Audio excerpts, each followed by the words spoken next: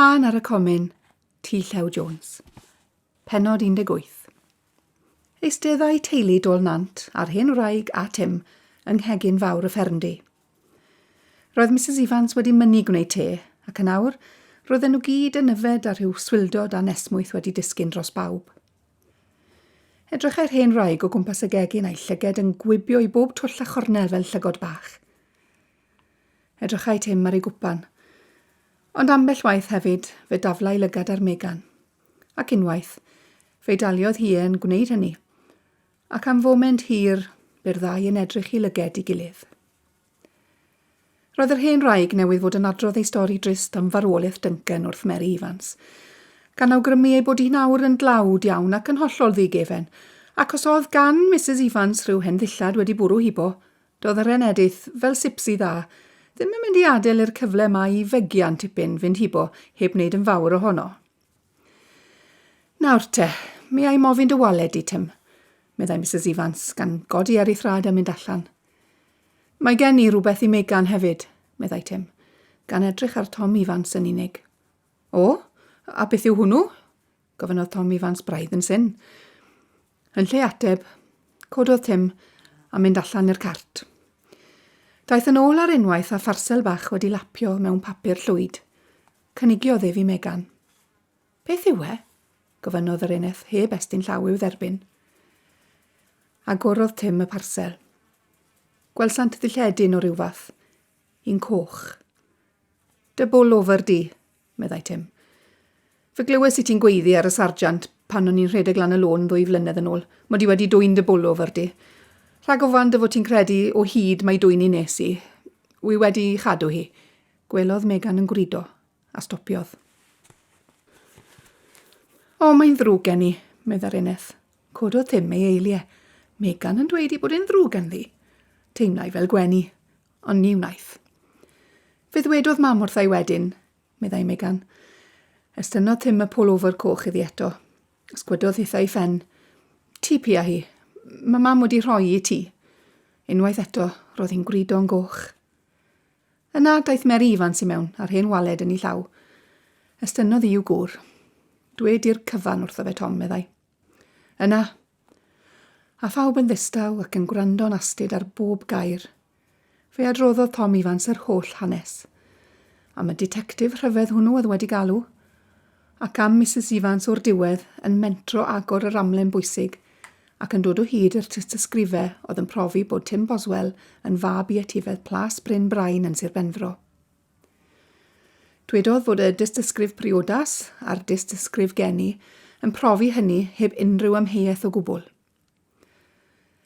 Soniodd fel roedd Walter Phillips, unig fab Bryn Brain, wedi ei ladd yn y rhyfel, ac adroddodd yr hanes am fam Tim yn galw yn y plas i geisio gweld y Cyrnol Phillips, ac fel yr oedd hwnnw wedi gwrthod gadael iddi ddod i'r tŷ, ond wedi ei gwylio drwy'r ffenest.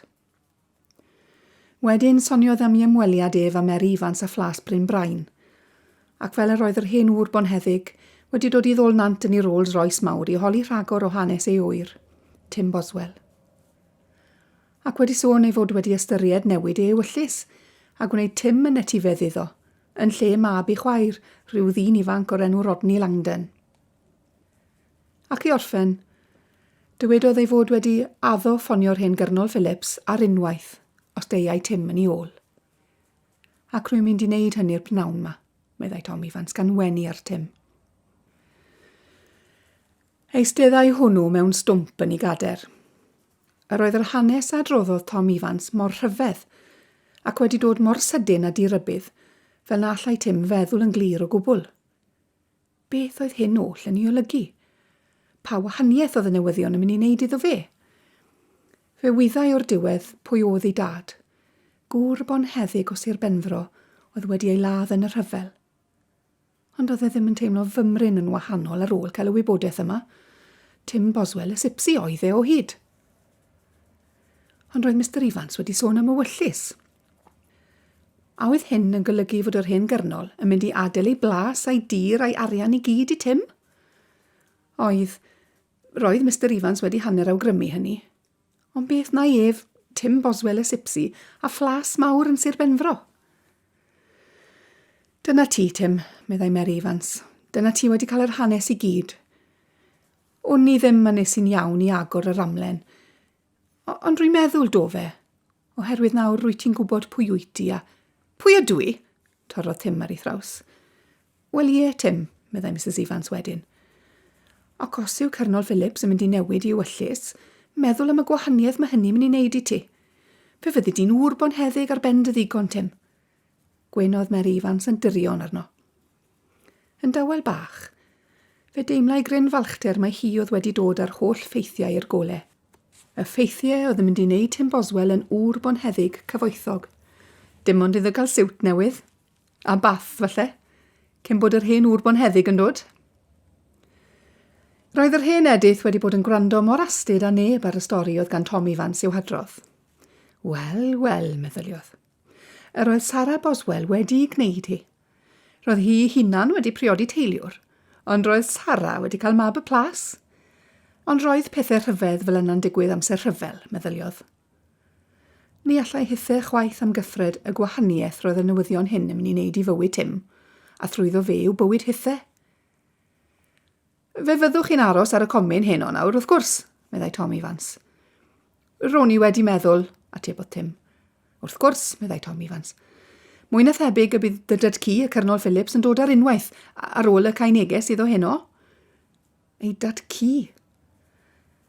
Roedd yr unig dad ci y gwyddai Tim amdano wedi marw ar y comin ar lan yr afon 2 flynedd yn ôl. Fe gewch chi gysgu gyda ni, os licwch chi, meddai Mrs Evans. Dim diolch, meddai Tim gan godi ar ei drad. Yn awr, roedd yn awyddus I fynd oddi yno. Roedd eisiau cyfle I feddwl yn hir ac yn dawel wrth o'i hunan am yr holl bethau roedd wedi I clywed. O'r gore, os well gyda chi'r garafan, dyma'r waled yn ôl I ti, Tim. Ti pia hi nawr. Gofala amdani, cofia. Wath mae yna bapurau pwysig gyda ti fyna, meddai Tom Evans. Yna, roedd Tim a'r hen wraig wedi dringo eto I ben y droli, ac roedd y cochyn wedi mynd gyda nhw I fyny hyd hanner y lôn a'i law ar ymyl y cart bach.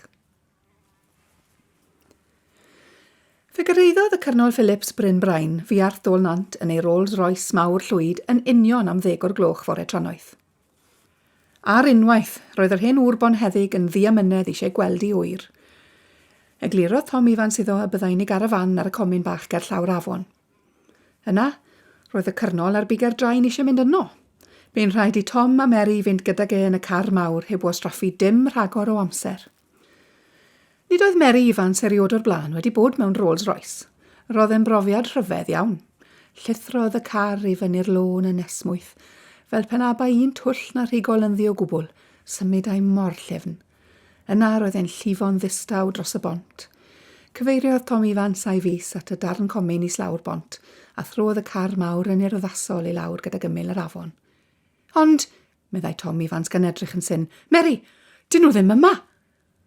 Ddim yma, ond fe wedodd Tim... Stopiodd yn sydyn. Beth oedd Tim wedi ddweud? Ni allai gofio. Wel, ble ma nhw, Mr Evans? Gofynodd yr hen ŵr bonheddig yn gecrys. Agorodd Tom Evans ddrws y car mawr, a cherdded allan I gyfeiriad y comin. Roedd ôl o lwynion y garafan yn ffres yn y borfa. Fan draw, gallai weld rhyw ddilledyn coch yn cael ei chwythu gan y gwynt. Mewn man arall yn ymyl yr afon, hen esgyd wedi hen ddadfeilio. Dim byd arall, ond olion tân ar lawr y comin. Nad oedd y nawr yn ddim ond pentwr o lidw. Aeth Tom Evans at y pentwr Llwyd. Gosododd ei law yn y llidw. Roedd e'n gynnes o hyd. Aeth draw at y dilledyn coch. Hen bwlofer plentyn ydoedd. Aeth yn ôl wedyn yr car I ddweud wrth yr hen ŵr bonheddig fod ei oer wedi troi ei gefn ar fywyd moethus ei dad a thad ei dad. Ac wedi dewis dilyn pobl ei fam ar hen Alf Boswell o gomin I gomin, o bentre I bentre ac o sir I sir. Ar ôl deall beth oedd wedi digwydd. Yn lle ymfflamychu fel arfer, bu'r hen ŵr yn myfyrion ddistaw am amser hir yn ei sedd yn y car mawr. Yna gofynodd yn sydyn I Tom. Byddwch chi'n darllen barddoniaeth ambell dro, Mr Evans? Drychodd Tom yn syn arno. Wel, bydda weithiau, sir, ond... Wel, mae Mary, Mrs Evans, mae'n cymryd mwy o ddiddordeb na fi. A dweud y gwir yn dwyt ti, Mary? Medda'r dyn bach yn feddylgar eto. Beth oedd enw'r bardd na fi oedd farw rhyw 7 mlynedd yn ôl? Ganodd gan am y Sipsiwn, dwedwch. Eifion Wyn? Awgrymodd Mary Evans. Ie, dyna fe. Sut oedd e'n dweud? I chi'n cofio rhywbeth fel hyn? Ond heddiw, pwy wyr ei hint? Nid oes dim ond deifain di a dyrned o laswawr lwch ac arogl mwg lle bu. Rwy'n cofio'r pennill yna. Rwy'n meddwl mai fel na mae e'n mynd. Ydych chi'n gyfarwydd ar pennillio na, Mrs Evans? Ydw. Rwy wedi dysgu nhw ar ynghof rhywbryd. Fedrwch chi adrodd rhagor wrth ein awr? Sgwedodd Mrs Evans ei phen, ond dwedodd arno bennill serch hynny.